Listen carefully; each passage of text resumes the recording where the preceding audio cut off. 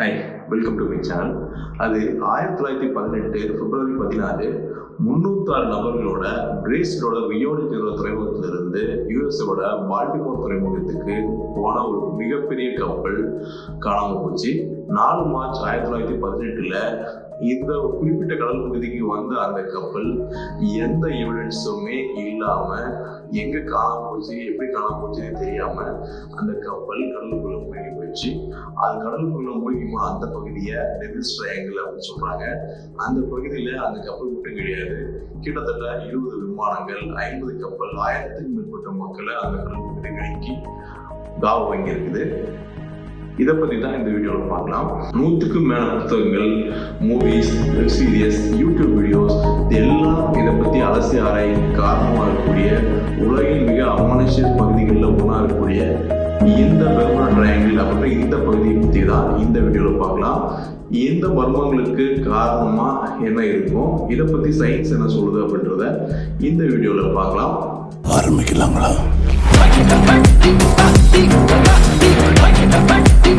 Bermuda triangle அப்படின்றது யுஎஸோட Florida, Bermuda மற்றும் போர்ட்டோரிக்கோ பகுதிகளுக்கு இடையே இருக்கக்கூடிய ஒரு மிகப்பெரிய பகுதி தான், கடல் பகுதி தான் இந்த பெர்முடா ட்ரையாங்கிள். பெர்முடா ட்ரையாங்கிள் அப்படின்றது ஒரு சிறு பகுதி கிடையாது. கிட்டத்தட்ட 13 லட்சத்திலிருந்து 39 லட்சம் சதுர கிலோமீட்டர் கொண்ட ஒரு மிகப்பெரிய கடல் பகுதி தான், கடல் பகுதி தான் பெர்முடா ட்ரையாங்கிள்.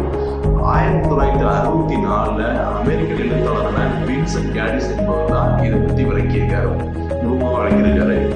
17 செப்டம்பர் 1950 எட்வர்ட் வான் மிக்கிள் ஜோன்ஸ் அப்படின்ற ஒரு எழுத்தாளர் மியாமி ஹெரால்ட் அப்படின்ற பத்திரிகையில முதல்ல இந்த பகுதியை பற்றி ஒரு கட்டுரை எழுதியிருக்காரு. இந்த பகுதிக்கு டெவில்ஸ் ட்ரையாங்கிள், பெர்முடா ட்ரையாங்கிள் அப்படின்ட்டு இன்னும் நிறைய பேர்கள் இருக்குது. இந்த மாதிரி பேர்கள் வர்றதுக்கு காரணமான சில சம்பவங்களை மட்டும் இங்க பார்க்கலாம். முதலா 15ஆம் நூற்றாண்டுல இந்த பகுதியை தாண்டி வந்த கிறிஸ்டோபர் கொலம்பஸ் இந்த பகுதியில வானத்திலிருந்து ஒரு நெருப்பு பந்துகள் விழுந்ததாகவும், கடல் பகுதிக்கு மேல நெருப்பு பந்தங்கள் போய் எழுந்து கொண்டிருப்பதாகவும், இந்த பகுதிக்கு வரும்போது மேக்னெட்டிக் கேம்பஸ் சரியான திசை காமிக்காம வெவ்வேறு குழப்பமான திசை காமிச்சதாகவும் பதிவு பண்ணியிருக்காரு. இந்த இடத்துல நடந்த சில அமானுஷ்ய சம்பவங்கள்ல முதல் முக்கியமான சம்பவத்தை இங்க பார்க்கலாம். 1881 எலன் ஆஸ்டின் அப்படின்றவரு லிவர்பூல் அப்படின்ற பகுதியிலிருந்து நியூயார்க்குக்கு ஒரு பெரிய கப்பல் வழியா போறாரு. அந்த கப்பல் ரீரூட் ஆகி பெர்முடா ட்ரையாங்கிள் வழியா போகுது. அது போக வேண்டிய பாதையை விட்டு குறுக்கு வழியா போறதுக்காக இந்த பெர்முடா ட்ரையாங்கிள் பகுதி வழியா போறாங்க.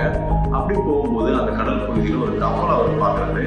அந்த கப்பல்ல யாருமே இல்லை, எந்த கடல் பயணிகளும் இல்லாதையும் பார்த்துட்டு இந்த கப்பல் கேப்டன் அங்க என்னதான் நடக்குது அப்படின்றத கொஞ்ச நாள் பார்க்குறாரு. இது கடல் கொள்ளையரின் வேலையா இருக்கும், சதிகாலையா இருக்கும் அப்படின்ட்டு அந்த கப்பலுக்கு போக மனம் இல்லாமல் 2 நாட்கள் அந்த கப்பலை கண்காணிச்சுட்டே இருக்கிறாரு.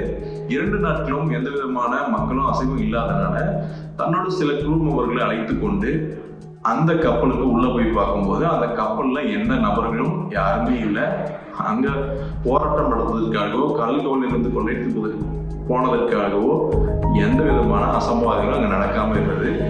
இதை பார்த்துட்டு இந்த கப்பலையும் தன்னோட கப்பல் கூடவே எடுத்து செல்ல விரும்பிய அந்த கேப்டன் தன்னோட கப்பலுக்கு பின்னாடி இந்த கப்பலையும் பின்தொடர்ந்து வருமாறு சொல்றாரு. கொஞ்ச தூரம் போனோடனே ஒரு மிகப்பெரிய சூறாவளி வருது. அந்த சூறாவளியில 2 கப்பல்களும் தனித்தனி திசை மாறி போயிருது. அந்த சூறாவளி போன பிறகு இந்த கப்பல்ல இருந்து அந்த கப்பலுக்கு திரும்ப போய் பார்க்கும்போது அந்த கப்பல்ல விட்டு வந்த அந்த crew members ஒருத்தர் கூட அங்க யாரும் இல்லை. அவங்க என்ன ஆனாலும் தெரியல. இதை பார்த்து அந்த பயந்த கேப்டன் இனிமேலும் இந்த கப்பலை நம்பி நம்ம இந்த crew members விட்டு போக நமக்கு ஆபத்துன்னு நினைச்சு அந்த கப்பலை அங்கேயே விட்டுட்டு தன்னோட கப்பல்ல ஊர் திரும்புறாரு. அதுக்கு பின்னாடி அந்த கப்பலை பத்தி அவருக்கு எந்த தகவலும் இல்லை. ஆனா சில பேர் இந்த கப்பலை அதே பகுதியில திரும்ப பார்த்ததா பதிவு பண்ணியிருக்காங்க. அடுத்ததா 2வது சம்பவம் மார்ச் 4, 1918 நடந்த இந்த யூஎஸ் சைக்ளோப்ஸ் அப்படின்ற இந்த கப்பல் பத்தி தான். இதை நம்ம வீடியோவோட ஆரம்பத்திலே இன்ட்ரோடக்ஷன்லேயே பார்த்தோம். இந்த கப்பல்ல 306 நபர்கள் பயணம் செஞ்சிருக்காங்க. ஒரு மிகப்பெரிய கப்பல், 542 அடி நீளம் கொண்ட மிகப்பெரிய கப்பல். இந்த கப்பல் இந்த பெர்முடா பகுதிக்கு வந்த உடனே எந்த தடையும் இல்லாம, எந்த ஆதாரமும் இல்லாம, என்ன ஆச்சுன்னே தெரியாம இந்த கப்பல் காணாமல் போயிருக்கு. அடுத்தது மூணாவது சம்பவமா என்ன அப்படின்னா 22 டிசம்பர் 1967 விச்கிராஃப்ட் அப்படின்ற ஒரு 23 அடி லக்ஸரி க்ரூசர் படகு. இந்த க்ரூசர் படகுல அந்த படகோட ஓனர் மற்றும் அவரோட நண்பர்கள் கடல் பகுதியிலிருந்து சிறிது தூரம் போய் அது ஒரு கிறிஸ்மஸ் வாரம் என்பதனால கிறிஸ்மஸ் லைட்டை என்ஜாய் பண்ணணும் அப்படின்றதுக்காக கப்பலில் சிறிது தூரம் போய் பார்த்துட்டு வரலாம் அப்படின்ட்டு அந்த க்ரூசரை எடுத்துட்டு கொஞ்சம் தூரம் போகிறாங்க. போயிட்டு ஒரு 9 மணி வாக்கில் கோஸ்ட் கார்டுக்கு ஒரு ஃபோன் பண்ணுறது அங்கிருந்து. அதாவது தங்களோட கப்பல் ஒரு மிகப்பெரிய பொருள் மீது இடித்து விட்டதாகவும் தங்களோட கப்பலை திரும்பி கரைக்கு கொண்டு வரதுக்கு ஒரு டோ போட் மட்டும் வேணும் அப்படின்னு அவங்க கேட்குறாங்க. அவசரம் எதுவும் இல்லை, டோ போட் மட்டும் எடுத்துட்டு வாங்க அப்படின்னு அவங்க சொல்கிறாங்க. அந்த கால் 20வது நிமிடம் கோஸ்ட் கார்டு அந்த பகுதிக்கு போய் பார்க்குறாங்க. அங்கே போய் பார்க்கும்போது அந்த விச்கிராஃப்ட் படகோ அதில் இருந்த அதோட ஓனர் மற்றும் அவரோட நண்பரோ யாருமே அந்த பகுதியில் இல்லை. அந்த விச்கிராஃப்ட் கப்பல் அங்கே வந்ததுக்கான எந்த தடையும் இல்லை, அது எங்கே போச்சுன்னு தெரியல. அதுக்கு பின்னாடி நடந்த விசாரணையிலும் அந்த விச்கிராஃப்ட் கப்பலை பற்றியோ அதில் போன நபர்களும் எங்கேயுமே இல்லாத மிகப்பெரிய அதிர்ச்சியான சம்பவமாக அது இருக்குது. அடுத்த சம்பவம் டிசம்பர் 5, 1945 பாம்பர் விமானங்கள் 14 க்ரூ மெம்பர்ஸோட லெப்டினன்ட் சார்லஸ் எஸ் டெய்லர் அப்படின்ற ஒரு மிகவும் அனுபவம் வாய்ந்த ஒரு பைலட்டோட அந்த விமான தளத்திலிருந்து ஒரு குறிப்பிட்ட விமான தளத்துக்கு போய் அங்கே அந்த மாதிரி பாம்புகளை கீழே போட்டு சோதிப்பதற்காக போகிறாங்க. போய் ஒரு 4-5 மணி நேரத்தில் திரும்பி வந்து விடலாம் என்ற நோக்கத்தோடு சென்ற அவர்கள் அந்த மாதிரி பாம்புகளை போட்டு திரும்ப நினைக்கும் போதே அந்த அசம்பாவித சம்பவங்கள் நடந்தது. அந்த கப்பலோட பைலட் லெப்டினன்ட் சார்லஸ் டெய்லர் திசை காட்டும் கருவிகள் சரியா வேலை செய்யல அப்படின்றதை சொல்லி வேறு திசைக்கு போகலாம் அப்படின்றத அவரோட க்ரூ மெம்பர்ஸ்க்கு சொல்றாங்க. அவங்க க்ரூ மெம்பர்ஸ் சரியான திசைக்கு தான் போயிட்டு இருக்குது, திசை காட்டும் கருவி சரியான திசையை தான் காமிக்குது என்று அவர்கள் எச்சரித்தும் கூட அதை கேட்காத அந்த பைலட் இந்த திசைக்கு தான் போக வேண்டும் அப்படின்னு சொல்லி அந்த ஒரு குறிப்பிட்ட திசையில போயிட்டு சிறிது நேரத்திலே திசை வழி தடுமாறி வேற எங்கேயோ பகுதிக்கு போய் காணாமலே போய்விட்டாங்க. இந்த சம்பவம் ஒரு மிகப்பெரிய அதிர்ச்சியான சம்பவமா இருக்கு. அடுத்தது இதுல இருக்கக்கூடிய ஒரு கடைசி சம்பவம் எதை பத்தி அப்படின்னா கிரேட் ஐசக் லைட் ஹவுஸ் சம்பவம். இது மற்ற சம்பவங்களை விட ஒரு வித்தியாசமான சம்பவம். ஏன்னா மற்ற சம்பவங்கள் எல்லாமே கடலில் நடந்தது. இந்த கிரேட் ஐசக் லைட் ஹவுஸ் சம்பவம் என்பது ஒரு தீவில் நடக்குது. இந்த தீவு பகுதி இந்த பெர்முடா ட்ரையாங்கிள் பகுதியில் தான் இருக்குது. கிரேட் ஐசக் லைட் ஹவுஸ் என்பது ஒரு தீவு. அந்த சிறிய தீவில் ஒரு லைட் ஹவுஸ் மட்டும் இருக்குது. அந்த லைட் ஹவுஸை பாதுகாப்பு 2 லைட் ஹவுஸ் கீப்பர்கள் இருக்காங்க. வழக்கமாக அந்த லைட் ஹவுஸ் பற்றி செக் பண்ணுறதுக்காக தரைப்பகுதியிலிருந்து அந்த பகுதிக்கு கால் பண்ணுவாங்க. வழக்கமான நேரத்தில் கால் பண்ணுவாங்க, என்ன நடந்திருந்ததை கேட்பதற்காக.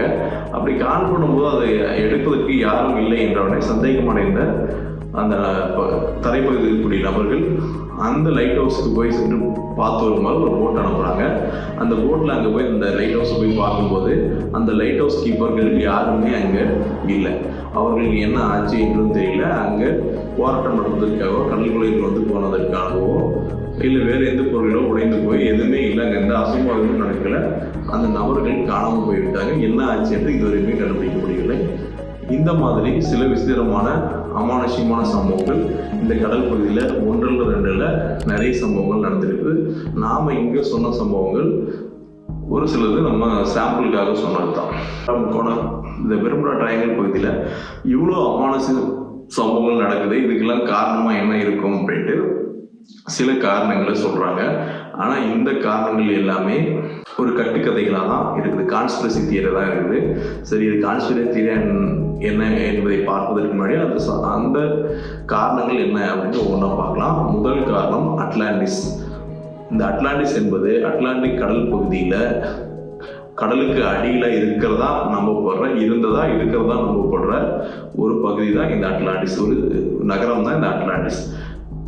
இதை நீங்கள் டிசியோட அக்வாமேன் படத்தில் நீங்கள் பார்த்துக்கலாம். அதே மாதிரி மார்வலோட பிளாக் பேந்தர் வக்காண்டா ஃபாரெவர் படத்துலையும் நீங்கள் பார்த்துக்கலாம். கரிபியன் படத்தில் நீங்கள் பார்த்துக்கலாம். இந்த அட்லாண்டிஸ் பகுதியில் வாழக்கூடிய அந்த மக்கள் அட்லாண்டியன்ஸ் பயன்படுத்தின ஒரு வகையான கிறிஸ்டல் அந்த வழியாக போகக்கூடிய கப்பல் மற்றும் விமானங்களை காணாமல் போக செய்யுது அப்படின்ற நம்பிக்கை இருக்குது. இந்த கப்பல் மற்றும் விமானங்களை உள் இழுத்து தங்களோட நகரங்களுக்கு கொண்டு போவதாக கூட சில கற்பனை கதைகள் இருக்குது. சரி, இது ஏற்கனவே அட்லாண்டிஸ் என்பதே ஒரு கற்பனை கதை தான் என்பதால் இதை நம்ம புறந்தள்ளிடலாம், கற்பனை கதையும் புறந்தள்ளிடலாம். அடுத்தது 2வது காரணமாக சொல்லப்படுவது என்ன அப்படின்னா, இந்த பகுதியில் அளவுக்கு அதிகமான மேக்னெட்டிக் ஃபோர்ஸ், மற்ற பகுதியில் காணப்படுவதை விட அதிகமான மேக்னெட்டிக் அட்ராக்டிவ் ஃபோர்ஸ், காந்த ஈர்ப்பு விசை இங்கே அதிகமாக இருக்குது என நம்பப்படுகிறது. அந்த காந்த ஈர்ப்பு விசை அதிகமாக இருப்பதன் காரணமாக இந்த பகுதியில் போகக்கூடிய விமானங்கள் மற்றும் கப்பல்கள் கடலுக்கு அடியில் இழுக்கப்படுவதாக நம்பப்படுது. அடுத்தது 3வது காரணமாக சொல்லப்படுவது என்ன அப்படின்னா, மீத்தேன் பபிள்ஸ். கடலுக்கு அடியில் இந்த பகுதிக்கு கீழே மிகப்பெரிய கிராக்கர்ஸ், அதாவது வெடிப்புகள் இருப்பதாகவும் அந்த வெடிப்புகளிலிருந்து மீத்தேன் வாயு வெளிவருவதாகவும் 2016ஆம் ஆண்டு ஒரு விஞ்ஞான குழு கண்டுபிடிக்கிறாங்க. அந்த மீத்தேன் பபிள்ஸ் கடல் பகுதியின் மேலே வரும்போது அது வெடித்து எரிவதாகவும் வெடித்து சிதறுவதாகவும், அப்படி வெடிக்கும் போது அந்த பகுதிக்கு மேலே போகக்கூடிய கப்பல் மற்றும் விமானங்கள் காணாமல் போகிறதுக்கு நிறைய வாய்ப்பு இருக்குது.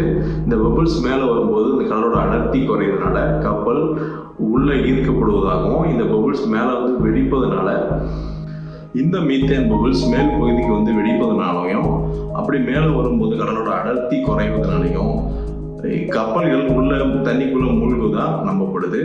இது 2016 ஒரு விஞ்ஞான குழு செய்த ஆராய்ச்சியின் விளைவாக தான் இந்த கருத்து நிலவுது. அடுத்ததா 4வதா இருக்கக்கூடிய காரணம் என்னன்னு நினைக்கிறாங்க அப்படின்னா, வார்ம் ஹோல்ஸ். வார்ம் ஹோல்ஸ் அப்படின்றது உங்களுக்கு தெரியும், ஏலியன்கள் பூமிக்கு வந்து போகக்கூடிய ஒரு குறுக்கு வழிகள் தான் இந்த வார்ம் ஹோல்ஸ்ன்னு சொல்லுவாங்க. அதாவது டெலிபோர்டேஷன் போர்ட்டல், இது நிறைய திரைப்படங்கள் நீங்க பார்த்துக்கலாம். அந்த அவங்களோட கிரகத்திலிருந்து நம்மளோட கிரகத்துக்கு வந்து போகக்கூடிய அந்த டெலிபோர்டேஷன் போர்ட்டல்ஸ் தான் இந்த வார்ம் ஹோல்ஸ் அப்படின்னு நினைக்கிறாங்க. இந்த பகுதிக்கு போகக்கூடிய கப்பல் மற்றும் விமானங்களை அந்த டெலிபோர்டேஷன் போர்ட்டல்ஸ் வழியா ஏலியன்கள் தங்களோட கிரகத்துக்கு கடத்தி விடுவதாக நம்பப்படுகிறது. அடுத்ததா கடைசி சம்பவம், கடைசி காரணம் என்ன சொல்லப்படுது அப்படின்னா, நீர் சுழல்கள். கடல்ல அதிகமா தோன்றும் நீர் சுழல்கள் இந்த பகுதியில் இன்னும் அதிகமா இருப்பதாகவும், இந்த நீர் சுழல்கள் தான் இந்த கப்பல்களையும் விமானங்களையும் தனக்குள்ள இழுத்துக்கொள்வதாகவும் நம்பப்படுது. இது எல்லாமே கான்ஸ்பிரசி தியரி தான், இது எல்லாமே கட்டுக்கதைகளாக தான் நம்பப்படுது. ஏன் இந்த கட்டுக்கதைகள் நான் சொல்றேன் அப்படின்னா, இதுக்கு சில காரணங்கள் நான் சொல்றேன். முதலாவதா அட்லாண்டிஸ் என்பது ஏற்கனவே ஒரு கற்பனை கதை தான். கடலுக்கு அடியில் அந்த மாதிரி நகரம் இருப்பதாக இதுவரையும் யாரும் கண்டுபிடிச்சு அதற்கான எந்த ஆதாரமும் இல்லை. ஆதாரம் இல்லாத இந்த சம்பவத்தை வைத்து சொல்வதனால இது ஒரு கான்ஸ்பிரசி தியரியாகவே இருக்குது. அடுத்தது 2வதா மேக்னெட்டிக் ஃபோர்ஸ். இந்த பகுதியில் அளவுக்கு அதிகமான மேக்னெட்டிக் ஃபோர்ஸ் இருக்குன்னு சொல்றாங்க. ஆனால் உண்மையிலே மற்ற பூமியோட எல்லா பகுதியை போலவும் இந்த பகுதியிலும் மேக்னெட்டிக் ஃபோர்ஸ் அதே அளவு தான் இருக்குது. இதில் அதிகமான மேக்னெட்டிக் ஃபோர்ஸ் எதுவும் இல்லை. அடுத்தது 3வது சம்பவம் மீத்தேன் பபிள்ஸ். இந்த மீத்தேன் பபிள்ஸ் அறிவியல் ஆராய்ச்சி விளைவாக தானே வந்திருக்குது. அப்போ இது கண்டிப்பாக இதுதான் காரணமாக இருக்கும் அப்படின்ட்டு நிறைய பேர் நம்புறாங்க. ஆனால் இது காரணமாக இருக்கிறதுக்கு வாய்ப்பு இல்லை. ஏன்னா அதே 2016ஆம் ஆண்டோட கடைசி பகுதியில் மற்றொரு ஆராய்ச்சி நடக்குது. ஒரு பெரிய பலூன்களில் மீத்தேன் வாயு நிரப்பப்பட்டு அதை கடலுக்கு அடியில் கொண்டு போய் அதை அங்கேருந்து வெடிக்க செய்து அந்த பபுள்ஸ் கடலோட மேல் பகுதிக்கு வரும்போது அது கப்பல்களையோ வேறு ஏதாவது கடலில் இருக்கக்கூடிய பொருட்களையோ எந்த விதமான ஆபத்தும் விளைவிக்கவில்லை. அப்போ இதுவும் கண்டிப்பாக இந்த மீத்தேன் பபுள்ஸும் இதுக்கு காரணம் இல்லை என்பது நிரூபிக்கப்பட்டிருக்கிறது. அடுத்ததாக இருக்கக்கூடிய வார்ம் ஹோல்ஸ் ஏலியன்கள் வந்து போகக்கூடிய டெலிபோர்டேஷன் போர்ட்டல் அப்படின்னு நம்ம பார்த்தோம். இதுவரையும் ஏலியன்கள் இருப்பதற்கான எந்த ஆதாரமும் இல்லாதனால இந்த வார்ம் ஹோல்ஸ் இருப்பதற்கும் எந்த ஆதாரமும் இல்லை. அடுத்தது வாட்டர் ஸ்பவுட்ஸ் எனப்படக்கூடிய நீர் சுழல்கள். இந்த நீர் சுழல்கள் மற்ற எல்லா கடற்பகுதியில் இருப்பது போலவே இந்த கடற்பகுதியும் இருக்குது. இந்த நீர் சுழல்களான பெரிய பெரிய கப்பல்கள் கடலுக்குள்ள மூழ்கிதா இதுவரையும் எந்த ஆதாரமும் இல்லை. அதனால இங்க சொன்ன எல்லா காரணங்களுமே கான்ஸ்பிரசியா தான் இருக்குது, கட்டுக்கதைகளா தான் இருக்குது தவிர இதுல எந்த உண்மையும் இதுவரையும் கண்டுபிடிக்க முடியவில்லை. சரி, இவ்வளோ சொல்றீங்க, எல்லாமே கான்ஸ்பிரசி தியரின்னு சொல்றீங்க, எல்லாமே கட்டுக்கதைகள் சொல்றீங்க. அப்ப இந்த சம்பவம் பெர்முடா ட்ரையாங்கிள் சம்பவங்கள், இவ்வளவு சம்பவங்கள் நடந்திருக்கு, இத்தனை பேர் கடல்ல மூழ்கி இருக்காங்க, இதற்கான அறிவியல் காரணம் என்னவா இருக்கும் அப்படின்னு சொல்லுங்கன்னு கேட்கறது எனக்கு புரியுது. 1975 லாரி குஷர் என்ற ஒரு புகழ்பெற்ற எழுத்தாளர் இந்த சம்பவங்கள் எல்லாத்தையுமே விளக்கி அதற்கான அறிவியல் காரணங்கள் என்னவா இருக்கணும் அப்படின்றத ஒவ்வொரு சம்பவமா விளக்கியிருக்காரு. நம்ம இங்க எல்லா சம்பவங்களும் சொல்ல முடியலனால எடுத்துக்காட்டாக ஒரு சம்பவத்தை மட்டும் இங்க சொல்றோம். எந்த சம்பவம் அப்படின்னா யூஎஸ்எஸ் சைக்ளோப்ஸ் சம்பவம். இரண்டாவது நம்ம சொன்ன சம்பவம் இருக்கு இல்லையா, அந்த யூஎஸ்எஸ் சைக்ளோப்ஸ் அந்த கப்பல் பழுதடைந்த நிலையில் இருந்தது. அதாவது அந்த கப்பல் பழுதடைந்த நிலையில தன்னோட கடைசி பயணம், இந்த பயணம் தான் கடைசி பயணம், இதோட இந்த கப்பலோட பயணம் நிறுத்தப்படும் என ஏற்கனவே முடிவு செய்யப்பட்டது. அந்த கப்பல்ல மற்றொரு பழுதும் இருந்தது. அதுல அதிக எடை மட்டும் இல்லாம அதுல ஒரு சிலிண்டர் பழுதடைந்ததாகவும் ஏற்கனவே அந்த கப்பலோட கேப்டன் சொல்லியிருக்காரு. ஒரு பழுதடைந்த சிலிண்டர் அந்த கப்பல் இருக்குது. அது மட்டும் இல்லாம 8000 டன் அதிகபட்ச எடை இழுக்கக்கூடிய திறன் கொண்ட அந்த கப்பல்ல 11000 டன் பொருட்களை மேக்னீஸ் தாதுக்களை ஏற்றிருக்காங்க. கிட்டத்தட்ட 3000 டன் அதிக எடையை அந்த கப்பலில் ஏற்றிருக்காங்க. ஏற்கனவே பழுதடைந்த நிலையில் இருக்குது. அதோட கடைசி பயணம். அது மட்டும் இல்லாமல் அதோட அனுமதிக்கப்பட்ட அதிகபட்ச அளவை விட 3000 டன் அதில் வெயிட் அதிகமான எடையை ஏற்றுனதுனால தான் அந்த கப்பல் கடலுக்குள்ள மூழ்கி இருக்க வாய்ப்பு இருக்கே தவிர இதுல எந்த மர்மமும் கிடையாது. நடுக்கடலில் போகும்போது அது அதிகமான ஆழத்துல போயிருக்கலாம். இது அதுல அந்த பிரின்சால் கோடுகளுக்கு மேல கடல் மட்டம் வந்ததாக அந்த கப்பலோட கேப்டன் சொல்லியிருப்பதாக பதிவு செய்யப்பட்டிருக்கிறது. அப்ப இந்த சம்பவத்துல எந்த விதமான அமானுஷ சம்பவங்களும் இல்லை, இந்த அமானுஷ சம்பவங்கள் இதுல இல்லை என்பது நிரூபிக்கப்பட்டது. இதே மாதிரி மற்ற எல்லா சம்பவங்களிலுமே இதுதான் காரணமா இருக்கும் என்று அவர் அனுமானித்து சொல்லியிருக்காரு. சில ப்ரூஃப் வச்சு சொல்லியிருக்காரு.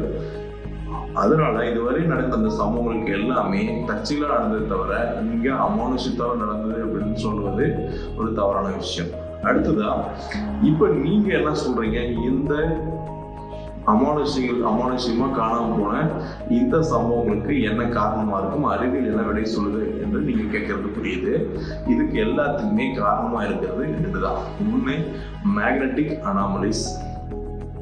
அதாவது பூமி ஒரு கோள வடிவம் என்பது நமக்கு தெரியும்.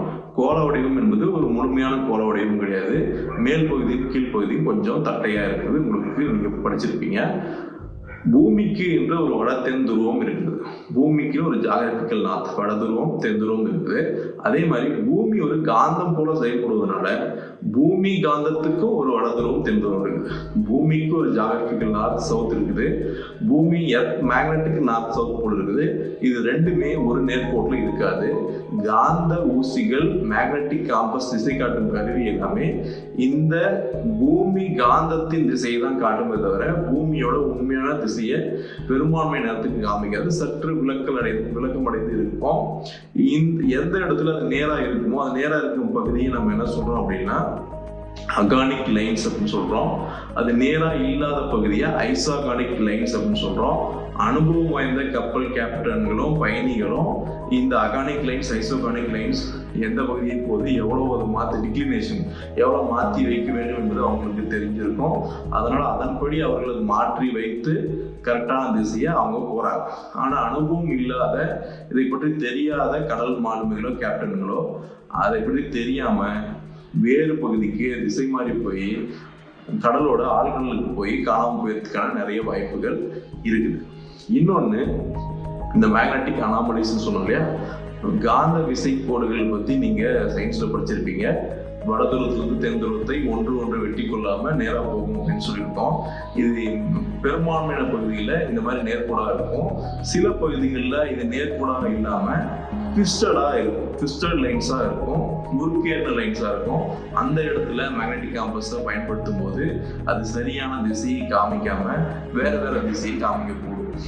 அப்படி அதை வச்சு நம்ம பார்க்கும்போது சரியான திசையில் நம்மளால போக முடியாம கப்பல், விமானங்கள் திசை மாறி போயிருப்பதற்காக நிறைய வாய்ப்புகள் இருக்குது. சரி, இதை எப்படி நீங்க கன்ஃபார்மா சொல்றீங்க அப்படின்னா, இந்த 1950கள் அந்த காலகட்டத்துல இந்த மாதிரி நிறைய சம்பவங்கள் நடந்தது அப்படின்னு நம்ம ஒவ்வொன்றா பார்த்தோம். ஆனா சமீபத்துல இந்த மாதிரி சம்பவங்கள் எதுவும் நடக்கலையே. நாம் சொல்லக்கூடிய இந்த பெர்முடா ட்ரையாங்கிள் என்பது அதிக போக்குவரத்து நிறைந்த பகுதி. உலகத்திலேயே அதிக போக்குவரத்து நிறைந்த கடல் பகுதிகளை இதுவும் ஒண்ணு. ஏன்னா இது வட தென் அமெரிக்காவுக்கு நடுவில் இருக்கக்கூடிய பகுதி. அதே மாதிரி ஐரோப்பாவில இருந்து அமெரிக்கா வரக்கூடிய கப்பல்கள் இந்த வழியா தான் போகும். ஆப்பிரிக்காவில இருந்து வரக்கூடிய கப்பல்களும் இந்த பகுதி தான் போகும். ஆசியாவோட பெரும்பகுதியிலிருந்து வரக்கூடிய கப்பல்களும் இந்த பகுதியாக தான் போகும். இந்த வழியா பெரும்பான்மையான கப்பல்களும் விமானங்களும் இந்த வழியா தான் போகும். சரி, இவ்வளவு பிஸியான இந்த கடல் பகுதியில இப்பெல்லாம் எந்த விபத்தும் நடக்கிறது இல்லையே, இதுக்கு என்ன காரணம்? நீங்க சொன்ன காரணம் இங்க சரியா வரலையே அப்படின்னு கேட்கறது புரியுது. ஒரு காலத்துல இந்த கப்பல் மற்றும் விமான பயணங்கள் எல்லாமே இந்த மேக்னெட்டிக் காம்பஸை வச்சு அந்த திசை காட்டும் கருவியை வச்சுதான் ஒரு இடத்துல இருந்து இன்னொரு இடத்துக்கு போகும். ஆனா இப்போ விஞ்ஞான வளர்ச்சி அடைந்ததுனால இப்ப இந்த கப்பல்களும் விமானங்களும் வெறும் மேக்னெட்டிக் காம்பஸை மட்டும் வச்சு போறது கிடையாது. இப்ப சேட்டலைட்டோட ஜிபிஎஸ் குளோபல் பொசிஷனிங் சிஸ்டத்தை வச்சு போகுது. இது மட்டும் இல்லாம ஒவ்வொரு வினாடியும் இந்த கப்பலும் விமானங்களும் தொடர்ந்து தரைப்பகுதியை தொடர்பு கொண்டே இருக்கிறதுனால சரியான திசைக்கு அந்த கப்பலும் விமானங்களும் போய் சேருது. இப்போ இந்த கடல் பகுதியில அந்த அளவுக்கு விபத்துகள் நடக்கிறது இல்லை. இப்போ 1-2 விபத்துகள் நடக்குது. கடைசியா 2020-21 கூட ஒரு சம்பவம் நடந்திருக்குது. இப்பயும் நடக்குது. அப்ப அந்த பகுதி அமானுஷமான பகுதின்னு கேட்கறது புரியுது.